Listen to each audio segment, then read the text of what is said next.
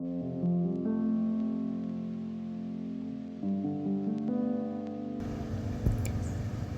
Friends, good evening to all. యాక్చువల్గా ఈరోజు నేను ఆర్ఆర్బీ జేఈ 2024 మెడికల్ ఎగ్జామినేషన్ అనేది ఇప్పుడు ప్రజెంట్ జరుగుతుంది. ఇందులో చాలామంది క్యాండిడేట్స్కి మెడికల్ ఎలా జరుగుతుంది, ఏమేమి చెక్ చేస్తారని డౌట్స్ ఉంటాయి. నేను ఈ వీడియోలో మీకున్న ఈ డౌట్స్ అన్నీ క్లియర్ చేస్తాను. ఫుల్ వీడియోని కంప్లీట్గా చూడండి. ఫస్ట్, డీవీ అయిన నెక్స్ట్ డే మనకి ఏ హాస్పిటల్లో మెడికల్ చేస్తారనేది అనౌన్స్ చేస్తారు. మనకి ఈ హాస్పిటల్కి వెళ్ళేటప్పుడు యాక్చువల్గా 3 కంపల్సరీగా ఉండాలి. ఒకటి మన రిస్ట్కి తగిలించిన రిస్ట్ బ్యాండ్, ఒకటి తర్వాత రిస్ట్ బ్యాండ్, అడ్మిట్ కార్డ్, అదే కాల్ లెటర్ అని ఇస్తారు కదా మనకి, అది. తర్వాత ఏంటంటే 24 రూపీస్తో మనం రైల్వే స్టేషన్లో వాళ్ళు మెన్షన్ చేసిన రైల్వే స్టేషన్లో ఏం చేస్తామంటే మెడికల్ ఫీ ఫామ్ పే చేస్తాము. వాళ్ళు టికెట్లా ఉండే ఒక రిసిప్ట్ ఇస్తారు. ఈ 3 తీసుకొని ఈ హాస్పిటల్కి వెళ్తాం. హాస్పిటల్కి వెళ్ళిన తర్వాత ఫస్ట్ స్టెప్ ఏం చేస్తారంటే ఈ 3 వాళ్ళు తీసుకొని మన pan card and Aadhaar card వాళ్ళు వెరిఫై చేసి ఆ డీటెయిల్స్ని వాళ్ళకి మన డీవీ సెంటర్ నుంచి ఒక మెడికల్ ఫామ్ అనేది వెళ్ళిద్ది. ఆ మెడికల్ ఫామ్ పైన వెరిఫై చేసుకొని ఈ 2 details, Aadhaar card, pan card details అందులో రాసుకొని తర్వాత మన దగ్గర నుంచి మన సిగ్నేచర్ పెట్టించుకొని మన సిగ్నేచర్ చేయించుకుంటారు. సిగ్నేచర్ అయిపోయాక ఆ మెడికల్ ఫామ్ బ్యాక్ సైడ్ని ఏం చేస్తారంటే ఏ హాస్పిటల్ అంటే రూమ్ నెంబర్స్ రాస్తారనమాట. రూమ్ నెంబర్స్ 21, 41 అలా ఏవో ఒక రూమ్ నెంబర్స్ రాసి అక్కడికి వెళ్ళమని చెప్తారు. ఆ రూమ్ నెంబర్స్లో ఏమంటే ఒక దగ్గర ఈసీజీ, ఒక దగ్గర ఎక్స్రే, ఒక దగ్గర బ్లడ్, ఒక దగ్గర ఇలా రూమ్ నెంబర్స్ మెన్షన్ చేసి మనకి అది ఇస్తారనమాట. ఇచ్చిన తర్వాత యాక్చువల్గా ఇందులో ఫస్ట్ చెక్ చేసేది ఏంటంటే ఎంటీ స్టొమక్తో మనం వెళ్ళాలి అక్కడికి. ఎంటీ స్టొమక్తో వెళ్ళిన తర్వాత బ్లడ్ తీసుకుంటారు. బ్లడ్ తీసుకుని ఇందులో ఏంటంటే వాళ్ళు బ్లడ్ షుగర్ చెక్ చేసుకుంటారనమాట. ఇది అయిపోయిన తర్వాత మనం బ్రేక్ఫాస్ట్ చేసిన తర్వాత ఒక 2.5 hours తర్వాత మళ్ళీ బ్లడ్ తీసుకొని ఆఫ్టర్ బ్రేక్ఫాస్ట్ బ్లడ్ షుగర్ మళ్ళీ చెక్ చేస్తారు. తర్వాత యూరిన్ టెస్ట్ కూడా అప్లై చేస్తారు. ఇది ఫస్ట్ది. నెక్స్ట్ ఏం చేస్తారంటే ఎక్స్రే తీస్తారు లంగ్స్కి. దీని తర్వాత ఈసీజీ కూడా అయిపోయింది. ఇవన్నీ అయిపోయిన తర్వాత బీపీ చెక్ చేస్తారు.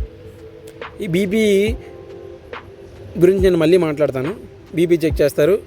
తర్వాత ఐ చెకప్, తర్వాత hydrocele and piles. Actually check చేసేవి ఇవే: blood, urine, x ray, ECG, BP, eye checkup, hydrocele. ఇవన్నీ అందరికీ ఈజీగానే అయిపోతాయి. యాక్చువల్గా ఎవరికైతే బీపీ కానీ ఐ చెకప్ కానీ ఉన్నట్లయితే వాళ్ళని ఎక్కువ రోజులు ఆపేస్తున్నారు అన్నమాట. వీటితో పాటు ఫ్లాట్ ఫుడ్ కూడా చెక్ చేస్తున్నారు. ఈ 3 బీపీ, ఐ చెకప్, తర్వాత ఫ్లాట్ ఫుడ్, ఈ 3 వల్లే క్యాండిడేట్స్ ఎక్కువ సఫర్ అవుతున్నారు. అంటే మెడికల్ ఎగ్జామినేషన్లో ఇష్యూస్ ఏమైనా వచ్చేటట్టు ఉంటే వీటి వల్ల వస్తాయన్నమాట. సో వీటిలో ఫస్ట్ బీపీ గురించి చెప్తారు. బీపీ యాక్చువల్గా 120/80 ఉండాలి కదా. 120/80 ఉండాల్సింది కొంతమందికి ఏంటంటే 150 దాటి వెళ్ళిపోతుంది పై లెవెల్, కింద వాల్యూ అంటే 90 దాటి వెళ్ళిపోతుంది.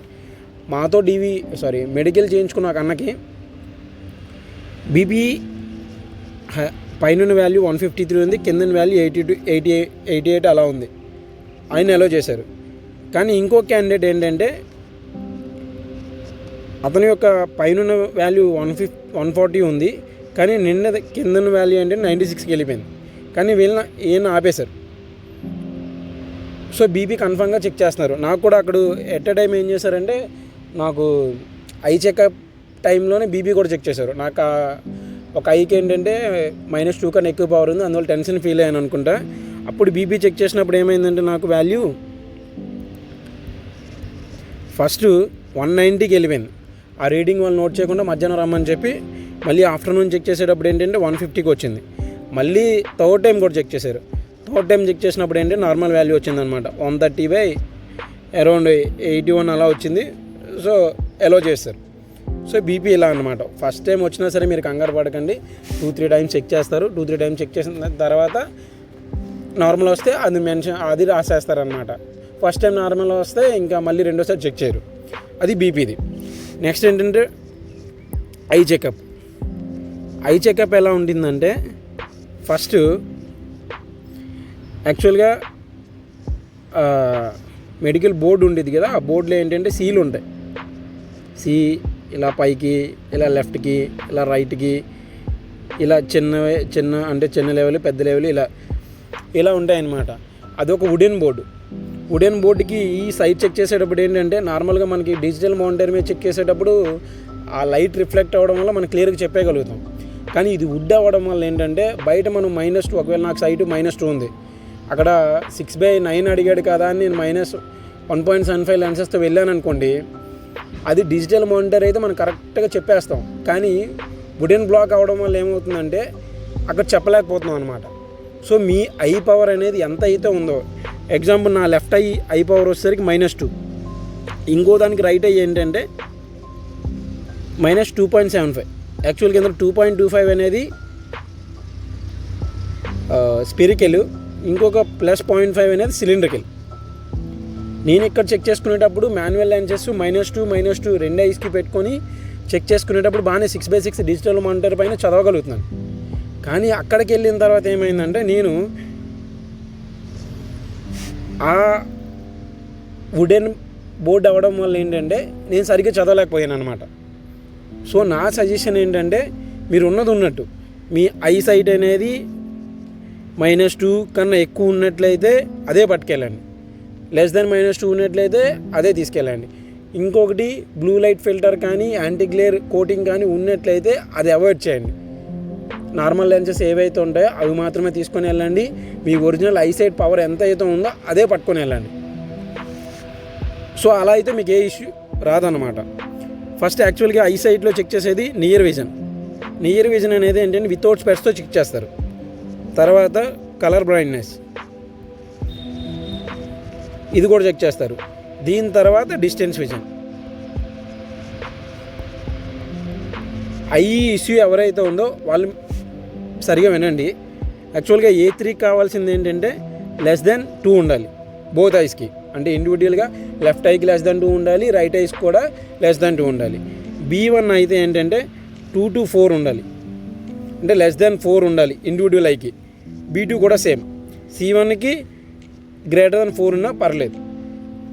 మీరు CBT2లో క్వాలిఫై అయినా అంటే మీ మెరిట్ ఇండెక్స్ని బట్టి మీరు ఫస్ట్ ప్రిఫరెన్స్ పెడతారు కదా. ఫస్ట్ ప్రిఫరెన్స్ పెట్టిన దానికి మనకిచ్చిన నోటిఫికేషన్లో ఏ మెడికల్ కేటగిరీ అనౌన్స్ చేశారో చూసుకోండి. అందులో మీరు ఒకవేళ డిజైన్ అండ్ డ్రాయింగ్ అనుకుందాం, ఎగ్జాంపుల్ డిజైన్ అండ్ డ్రాయింగ్కి C1 ఇచ్చాడు. సో మీ ఐ సైట్ <-4 ఉన్న ప్రాబ్లం లేదనమాట. సో అది గుర్తుపెట్టుకొని వెళ్ళండి. యాక్చువల్గా నా మెడికల్లో ప్రాబ్లం ఏమైందంటే నాకు లెఫ్ట్ ఐ -2 ఉంది, రైట్ ఐ 2.75 ఉంది, -2.75 ఉంది. కానీ నేను మాన్యువల్గా చెక్ చేయించుకున్నప్పుడు రెండు ఐస్కి -2 లెన్సెస్ పెట్టుకుంటే ఇక్కడ చూసేయగలిగాను. సో అందుకని నేను ఏం చేశానంటే ప్రిస్క్రిప్షను -2తో తీసుకుని వెళ్ళా. కానీ ఈ -2 ప్రిస్క్రిప్షన్ తీసుకెళ్ళిన తర్వాత నీ ఐసైట్ ఎంత అని అడిగారు. నేను అదే మెన్షన్ చేశాను. మళ్ళీ వాళ్ళు ఏం చేశారంటే అదే డే ఈవినింగ్ టైంలో మళ్ళీ ఇంకోసారి చెక్ చేశారు. చెక్ చేసినప్పుడు నా ఐ పవర్ లెన్సెస్ కూడా చెక్ చేశారు. అది ఒకదానికి -2.75 ఉంది. ఈ -2.75తో నేను క్లియర్గా డిజిటల్ మానిటర్ అయితే చూడగలను. కానీ వుడెన్ బోర్డ్ని 6/6 చూడలేకపోయా, 6/9 వచ్చింది. ఇన్కేస్ నేను బయట టెక్నీషియన్ చెప్పినట్టు -2 లెన్సెస్ పట్టుకెళ్ళి వెళ్ళినట్లయితే నేను ఈ 6/9 కూడా చూడలేకపోతున్నాను. సో కాబట్టి బయట చెప్పిన మాటలు వినకుండా మీ ఐ పవర్ ఎంత అయితే ఉందో -2 అవ్వచ్చు, -3 అవ్వచ్చు, -1.5 అవ్వచ్చు, ఎంతైతే ఉందో అదే ఒరిజినల్గా పట్టుకెళ్ళండి. ఇంకొకటి ప్రిస్క్రిప్షన్ కూడా ఒరిజినల్ అయి పట్టుకెళ్ళండి.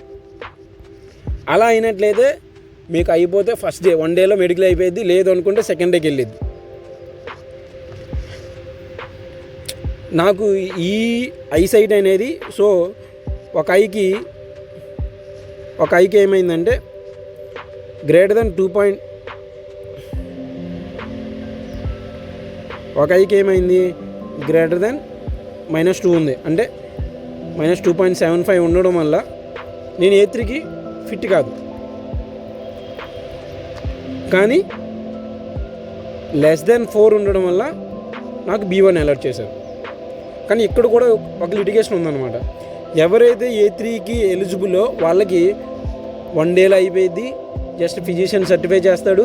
సర్టిఫై చేసిన తర్వాత మీకు ఇంకే చెకప్లు పైన x ray, ECG, blood, sugar, urine ఇవన్నీ అయిపోయిన తర్వాత, హైడ్రోసిల్, పైల్స్ ఇవన్నీ అయిపోయిన తర్వాత ఒక ఫిజిషియన్ సర్టిఫై చేసి ఇచ్చేస్తాడనమాట. ఆ తర్వాత ఏంటంటే మీరు ఎటు వెళ్ళకుండానే ఒక క్లర్క్ ఏం చేస్తాడంటే మీ మెడికల్ ఫామ్ని తీసుకొని వెళ్ళి మిగిలిన 3 డాక్టర్స్తో సైన్ చేసుకొని అయిపోయింది. అదే రోజు మీతో ఏంటంటే మెడికల్ అయిపోయిందని చెప్పి మీ దగ్గర సిగ్నేచర్స్, బయోమెట్రిక్ అథెంటికేషన్ తీసేసుకొని మీ దగ్గర ఉన్న బ్యాండ్ తీసుకొని పంపించేస్తారనమాట. కానీ ఎవరైతే A3కి ఎలిజిబుల్ కాకుండా B1, B2, C1 కేటగిరీకి వస్తారో వీళ్ళకి 3 మెంబర్ కమిటీ కూర్చుంటుంది. నేను నాట్ ఎలిజిబుల్ ఫర్ A3 కాబట్టి B1 కింద వచ్చాను.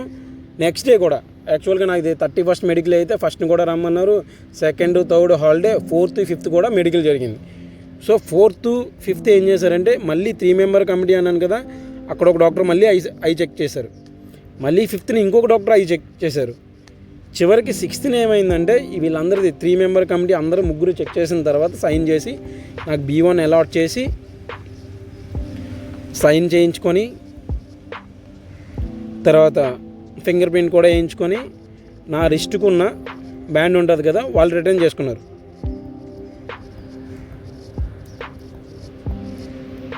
అన్నిటి దగ్గర ఎలాగే జరుగుతుందని తెలియదు. నాది ముంబై కళ్యాణ్ జంక్షన్లో అయింది. ఆ హాస్పిటల్లో ఏంటంటే A3 కన్నా ఎక్కువ ఉన్న వాళ్ళని 3-4 డేస్ మినిమం పడుతుందన్నమాట. ఇంకొకటి బీపీ కూడా ఎక్కువ ఉన్నట్లయితే, అంటే నార్మల్ కన్నా ఎక్కువ ఉన్నట్లయితే, అంటే 150/90 క్రాస్ అయినట్లయితే ఆ టైంలో మళ్ళీ 2-3 రోజులు వేరే దగ్గర చెక్ చేస్తున్నారు అన్నమాట. ECG కూడా అలానే చెక్ చేశారు. తర్వాత ఏంటంటే 2D కార్డియో అని చెప్పి 2D కార్డియోగ్రామ్ కూడా 2D ఎకో కార్డియోగ్రామ్ ఏదో అంటారు దాన్ని, అది కూడా చెక్ చేయించారు. ఇంకోటి ఏంటంటే ఫ్లాట్ ఫుట్ ఉన్న వాళ్ళని కూడా A3కి ఎలిజిబుల్ కాదు. వాళ్ళని A3 కన్నా బిలో కేటగిరీ, ఐసైట్ మిగిలినవన్నీ ఉంటే B1 వేస్తున్నారు. ఐసైట్ కూడా ప్రాబ్లం ఉన్నట్లయితే వాళ్ళని C1 వేస్తున్నారు. సో మెడికల్ అనేది ఎలా జరుగుతుంది, ఎవరికైతే ఐసైట్ ఉందో, బీపీ ఇష్యూస్ ఉన్నాయో, మెడికల్కి 1 వీక్ ముందు నుంచి ప్రాపర్ స్లీపు, ప్రాపర్ డైట్ ఉండేటట్టు చూసుకోండి. ఒకవేళ B3 హై అవుతున్నా సరే, బీపీ హై అవుతున్నా సరే మీరు కంగారు పడకండి. కూల్గా టెన్షన్ ఫ్రీగా ఉన్నట్లేదు వాళ్ళు మళ్ళీ ఇంకొక ఛాన్స్ ఇస్తారు మీకు. సో అప్పుడు ప్రాబ్లం లేకుండా అయిపోయింది అనమాట. ఎవరైతే A3 కేటగిరీలోకి రావట్లేదో, B1, B2, B3లోకి C1లోకి వెళ్తున్నారో వాళ్ళు ఒరిజినల్ ఐసైట్తో లెన్సెస్ చేసుకొని ప్రిస్క్రిప్షన్ పట్టుకొని వెళ్ళండి. అప్పుడు 1 or 2 డేస్లో అయిపోయింది. సో మెడికల్ ఈ విధంగా జరిగింది. ఎవరు టెన్షన్ తీసుకోకండి, ఈజీగా అయిపోయింది. ఎందుకంటే మెడికల్ అయిపోయినట్లయితే 1:1 పిలిచారు కాబట్టి మీ చేతిలోనే జాబ్ ఉండిద్ది. So all the best to everyone.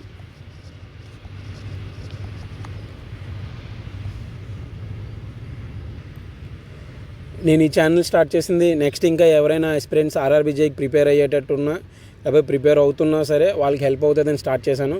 So please like, share and subscribe guys. Thank you.